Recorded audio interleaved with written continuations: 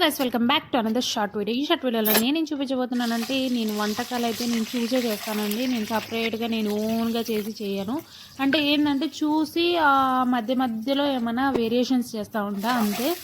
So ఈ recipe అయితే నేను స్పైసీ ఫుడ్ అని చెప్పి ఒక ఇది యూట్యూబ్ ఛానల్ ఉంది. సో ఆవిడ దగ్గర నేను చూసి చేస్తున్నాను.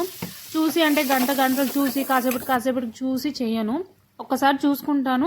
సో ఆటోమేటిక్గా నా ఓన్గా చేసేస్తాను ఇంకా. సో చూసారు కదా, నేను ఆయిల్ వేసాను. ఆయిల్ వేసి కొంచెం ఇది ఎగ్స్ని ఉడకపెట్టేసిన తర్వాత దాన్ని కొంచెం వేయించేసి ఇది నేనేంటంటే ఎగ్ పులుసు అయితే చేస్తున్నాను. పులుసులో చాలా రకాలు ఉంటాయండి. నార్మల్గా నా ఇంట్లో అయితే టమాటాస్ లేవు, సో అందుకే ఈ పులుసు అయితే చేస్తున్నాను.